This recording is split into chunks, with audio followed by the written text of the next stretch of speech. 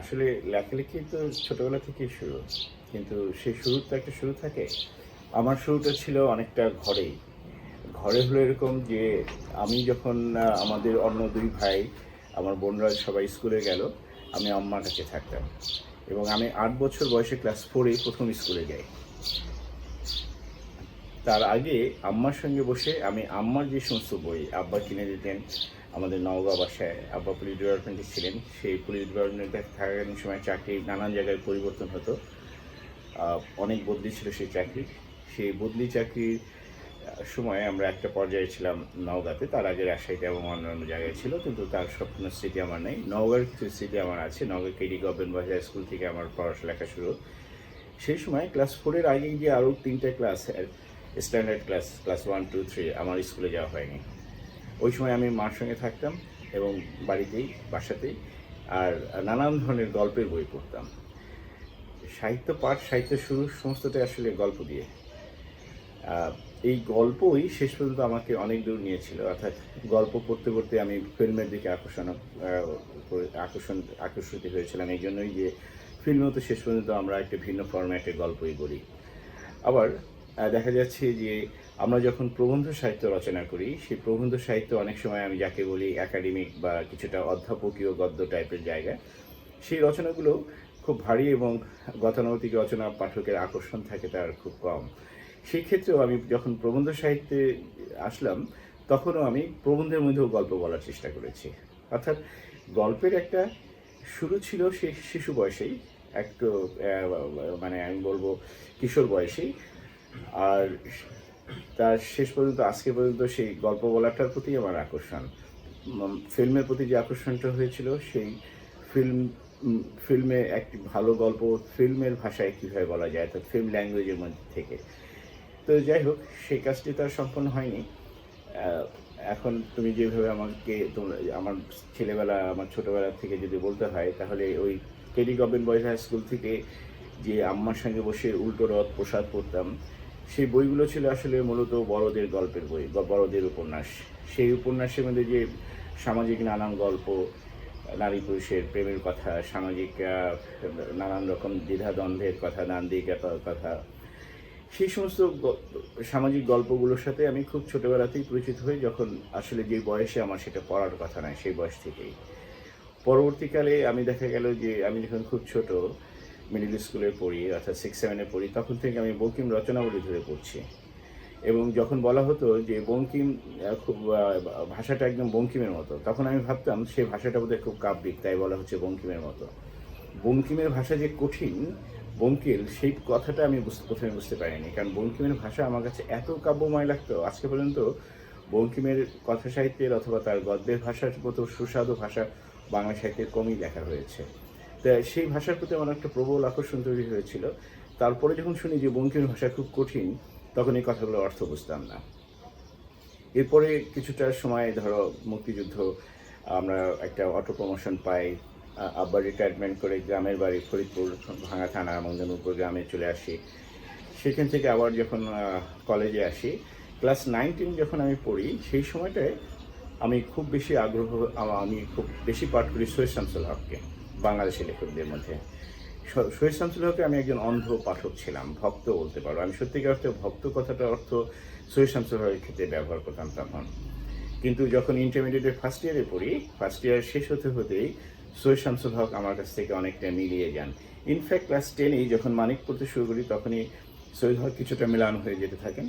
আর যখন যখন কলেজে পড়ি, তখন কি হলো, ম্যারিয়েটা বুক স্টোর আমাদেরকে যে সমস্ত বইয়ের খবর দিল, সেখানে দীপেন্দ্রনাথ বন্দ্যোপাধ্যায়, তোমার সৌমিমল মিশ্র, বিজ্ঞাপন পর্ব, তোমার হাওয়া 49, তারপরে অনস্টক, বিভিন্ন ধরনের লিটল ম্যাক, তার সাথে কমল কুমার মজুমদার, অমিয় ভূষণ মজুমদার, এই তোমার বিশেষ করে ফিল্মের যে সমস্ত বিষয় নিয়ে লেখা হতো, সে সমস্ত কলকাতার লিটল ম্যাকগুলোতে আমার আমার আসলে পাঠক হিসাবে আমার দিনে দিনে মৃত্যু ঘটতে থাকে। যে মৃত্যুতে যে মৃত্যু পরিণতি হলো প্রথম সৈয়দ শামসুল হককে সম্পূর্ণ হয়ে বর্জন করা। আমি সৈয়দ শামসুল হকের মধ্যে সেই আনন্দ, সেই রস কিছুই আর পাচ্ছিলাম না। খুবই বালক সুলভ রচনা মনে হতে শুরু করলো। অল্প দুই একটি রচনা, যেমন রক্তগোলাপ, অথবা তার পরবর্তীকালে এসে অনুবাদ নাটকগুলো, এবং তার নীল দর্পণ নাটক, কি যেন, নুরুল দিনের সারা জীবন নাটকটি, এইসব বেশ কিছু কাজ, অসাধারণ ভালো কাজের সাথে তার যে সমস্ত গদ্য ছিল, উপন্যাস ছিল, সেই ছোট গল্প ছিল, এবং গল্পবন্ধ নামে সে একটি বই লিখেছিল, এবং নির্বাচিত শ্রেষ্ঠ গল্প বলে তার একটি বইও আছে। এবং আমি একটা সময় তার গল্প নিয়ে লিখতে হয়েছিল আমাকে, একটা অনুরোধের লেখা। আমি তার মধ্যে দেখলাম যে শহীদ শামসুল হক থেকে আমরা অনেক দূরে চলে আসি। এই দূরে চলে আসার এই যাত্রায় একটা বড় ভূমিকা রেখেছিল অমীয় হোসেন মজুমদার। অমীয় হোসেন মজুমদার একটি বই ছিল, বইটির নাম হচ্ছে নরমাংস ভক্ষণ অথবা ফ্রাইডে আইল্যান্ড অথবা নরমাংস ভক্ষণ, এরকম একটি গল্প। অনেক দিন আগের পড়া, সেটা আমি কলেজ ফার্স্ট ইয়ার দিকে পড়ি। এমন একটা এক্সপেরিমেন্টাল বই। এইটা পড়ার পরে আমি দেখলাম যে বাংলা উপন্যাস, বাংলা সাহিত্য কত রকম প্রকাশভঙ্গি তার তৈরি হয়ে আছে, আমরা তার কিছুই জানি না।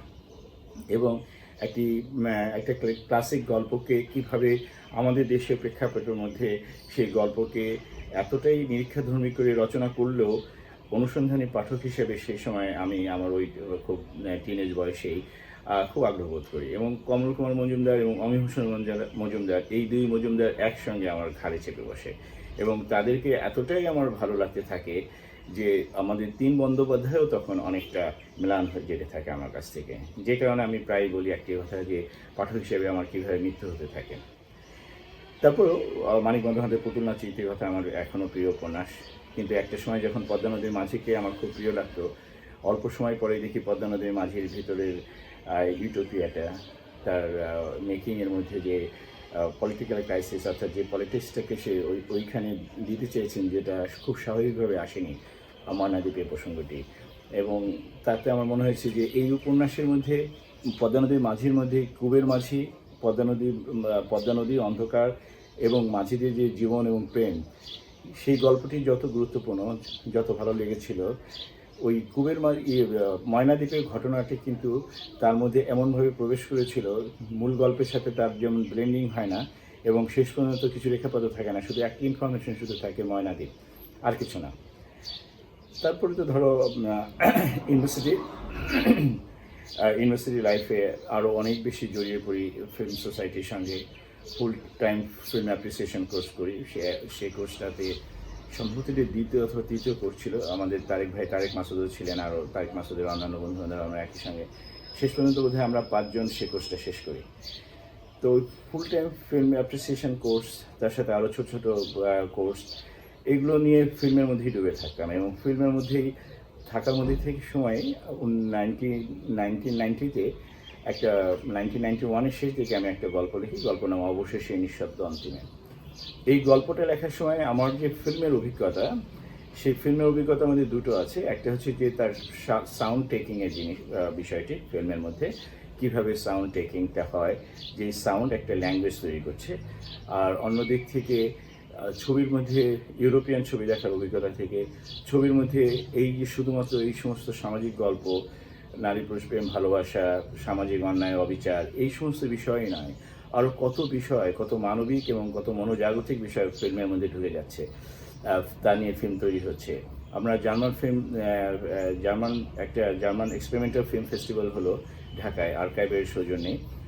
সেই ছবি দেখার পরে আমরা বিস্মিত হলাম যে ছোট গল্পের মধ্যে আমরা যে সমস্ত এক্সপেরিমেন্ট করার চেষ্টা করেছি বা আমাদের লেখকরা করেছেন, ফিল্ম যেন তার থেকে অনেক বেশি অগ্রগামী।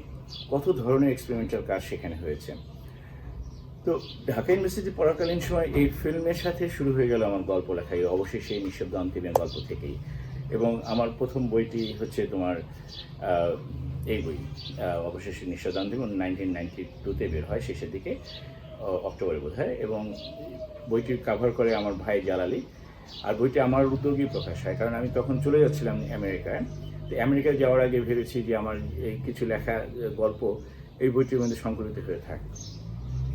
কিন্তু আমেরিকায় যখন আমরা যাচ্ছি, সেই যাওয়ার পথেই এয়ারপোর্টে আমাদের বন্ধুরা, ঢাকার লেখক কবি বন্ধুরা আমাকে যখন পৌঁছে দিতে গেল, তাদের মধ্যে একজন কবি সরকার আমিন আমাকে একটা সাদা খাতা দেয়, নিজে বাঁধাই করা সাদা খাতা দেয়। এবং সেই সাদা খাতাটা তার একটা এমন আমন্ত্রণ ছিল, ব্রিটিশ এয়ারওয়েজে উঠবার পর থেকে প্রথম ভোর থেকেই আমি ওই সাদা খাতায় এবার লিখতে থাকি। তো এই জীবনে এই কারণেই প্রবাস জীবনটা আমার যখন থেকে শুরু হলো, তখন আসলে শুরু হওয়ার আগে থেকে যখন ঢাকা থাকতে তো লিখতামই, আর ওই বিমানের মধ্যে আমি লিখতে লিখতে যাই ব্রিটিশ এয়ারওয়েজে। এবং সেই লেখালেখি নিউ ইয়র্কে থাকাকালীন সময় আমার প্রচণ্ড বেগ পেয়েছিল, কখনোই থামিনি, আরও অনেক বেড়েছে। এবং সেখানে ধরো মিউজিয়াম অফ মডার্ন আর্টের আমি আজকে পর্যন্ত লাইফ টাইম মেম্বার, ওদের বানসার নোভেলের একটা রিডিং সেশন আছে, ইন্টারভিউ সেশন আছে, সেখানকার আমি মেম্বার। তারপরে এই এবং ফিল্ম সোসাইটি, 7-8টা ফিল্ম সোসাইটির আমি মেম্বার ছিলাম। এবং ব্রডওয়ে, অফ ব্রডওয়ে, এই সমস্ত কালচারাল ইভেন্টগুলোর মধ্যে দিয়ে আমার একটা এমন একটা মানে ব্যস্ত সাংস্কৃতিক জীবন নিউ ইয়র্কে তৈরি হয়েছিল। সেই জীবনের একটা বিরাট অভিজ্ঞতা আমার পরবর্তী সময়ে কাজে লাগলো। যে গল্প লিখতে শুরুতে যে সমস্ত বিষয়গুলো গল্প লেখার সময় ভাবছিলাম, পরবর্তীকালে দেখা গেল সেই বিষয়গুলো আস্তে আস্তে পাল্টে যাচ্ছে। যেমন মানে এই যে আমাদের লোক সংস্কৃতির অনেক বিষয় অথবা স্পিরিচুয়ালি অনেক বিষয় আমার ভিতরে তখন খুব কাজ করতে শুরু করলো, যে কারণে ফকিরি সাধনার উপরে আমি লিখি। এখন তুমি এখানে একটা প্রশ্নই হতে পারে যে এর সাথে ফকিরি সাধনা মনের মধ্যে আসবার কারণটা কি? সেই কারণটাই হচ্ছে যে একটা দার্শনিক জায়গা, একটা স্পিরিচুয়াল ভাবনা এমনভাবে তৈরি হয়েছিল যে মানুষের বোধের যে জায়গাগুলোতে গভীরভাবে সে আলোড়িত হয়, সেই জায়গাটার মধ্যে স্পিরিচুয়ালিটির জায়গা। এবং স্পিরিচুয়ালিটি কখনোই রিলিজিয়ানের সাথে সম্পর্কিত নয়, এটা মানুষের অন্তর্গত ভাবনার একটা দার্শনিক মুহূর্ত। তো সেই জায়গা থেকেই আসলে আমি যখন দেখলাম আমাদের সুফি কবিদের শব্দের মধ্যে যে সান্ধ্য শব্দ যে কথাটি বলা হয়, সান্ধ্য শব্দের প্রচণ্ডতা আছে, যে মানে হলো এই যে তারা একটি শব্দের আড়াল তৈরি করে তার ভিতরে ব্যাপক একটি অর্থ চাপিয়ে দেয়, এবং সেই অর্থ উদ্ধার করতে পারলে এই কবিতা বা এই গানটি তখন অন্যরকমভাবে মনে হয়। তা এইটা আরেকটি অর্থ হচ্ছে বোধহয় সম্ভবত যেটাকে বলে শরিয়াতি এবং মারফতি। তারা এই বাংলাদেশে বিশেষ করে তারা এটা বলতে শুরু করলো যে মারফতি ঘরানা। কিন্তু আমার নিজের কাছে এই শরিয়ত মারফতের থেকে অনেক বেশি লাগলো এই দার্শনিক জায়গাটুকুকে, এবং এই যে স্পিরিচুয়াল জায়গাটা সেটা আকর্ষণ করলো। এবং বেশ কয়েক বছর আমি বেশ কিছু গল্প লিখলাম এই ফকির সাধনার উপরে। এবং তুমি দেখেছো যে আমার লেখালেখির মধ্যে আছে, যেহেতু আমি ছোটবেলা থেকে ইউরোপিয়ান ফিল্ম দেখার অভিজ্ঞতা এবং আরও কিছু বিষয় আমার সঙ্গে জড়িয়ে গেছিল, আমার বয়সের আগেই অনেক বিষয়ের সঙ্গে আমি সম্পর্কিত হয়েছিলাম। সেই কারণেই আমার লেখালেখির মধ্যে এমন কিছু বিষয় আসতে থাকে যে বিষয়গুলো আমাদের বাংলাদেশে আজকে পর্যন্ত সহজভাবে চর্চিত হয়নি। তার একটি তুমি মনে করো আজকে যে সমপ্রেমের যে বিষয়টি, অথবা এই যে সাম্প্রদায়িক বিষয়টিকে ভিন্ন দৃষ্টিকোণ থেকে দেখা, অথবা তোমার এই যে ফকির ঘরানার গল্পগুলো, এরকম নানানভাবে এক একটা পর্বের মতো।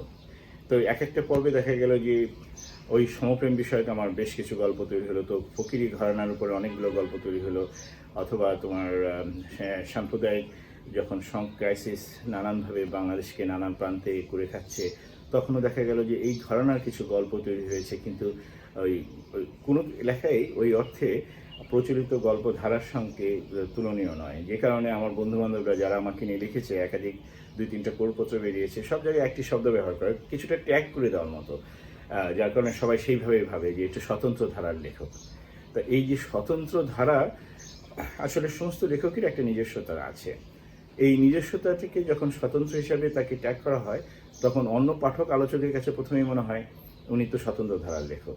আরেকটি জিনিস হয়, অন্য দিক থেকে এই লেখালেখির মধ্যে একটা বড় মাপের বুদ্ধিভিত্তিক ব্যাপারটি ঘটে গেছে।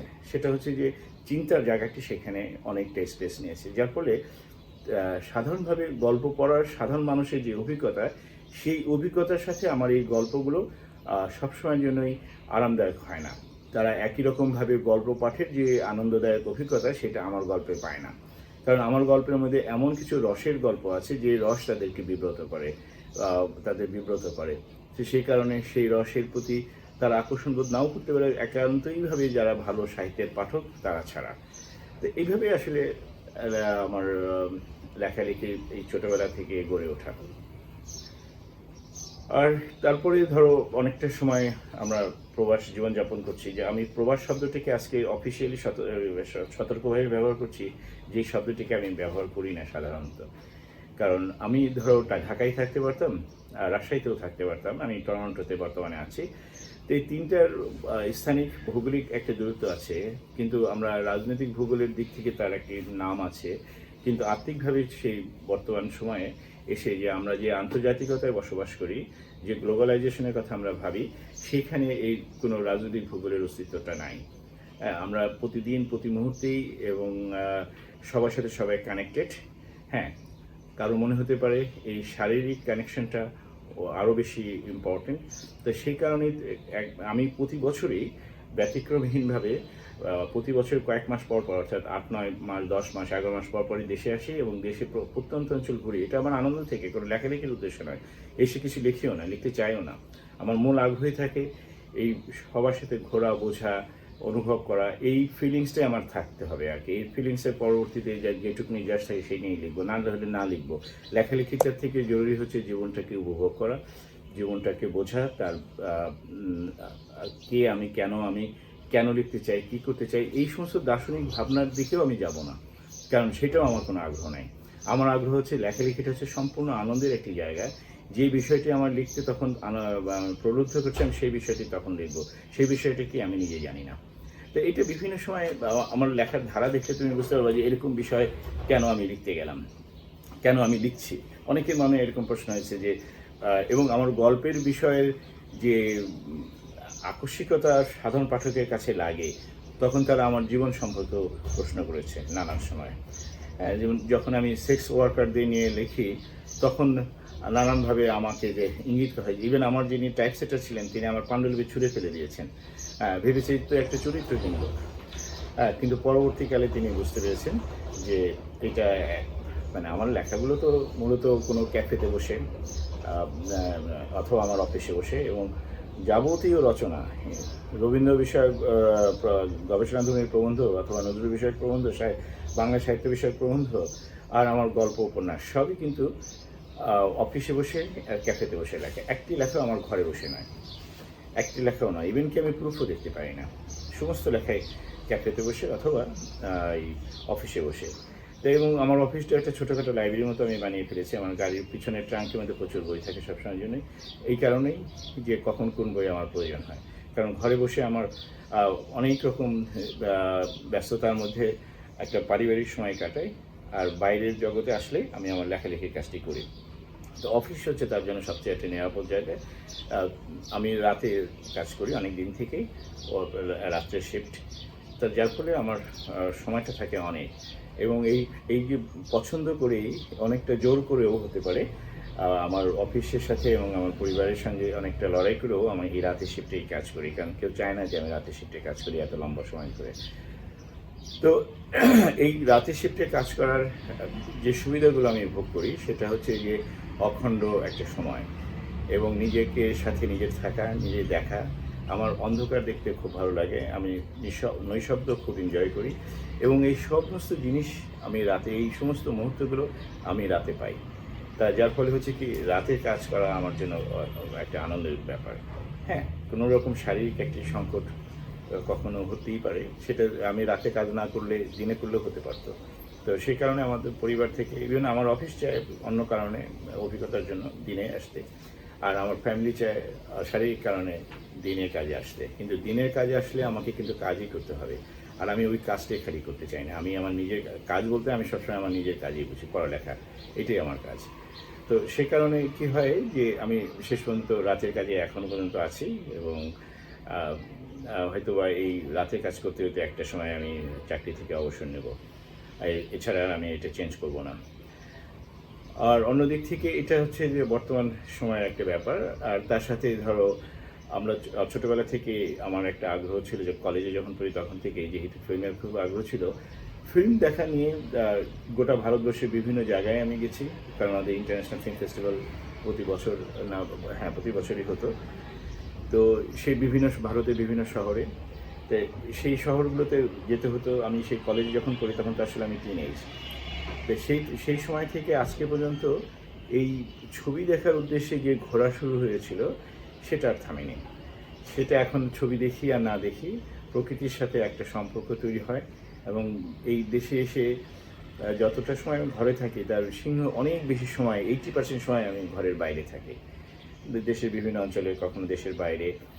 গ্রামগঞ্জে গ্রামে বা ঢাকার বাইরে থাকতে আমি বেশি আনন্দ পাই। ঢাকার বাইরেই আমার বেশি ভালো লাগে।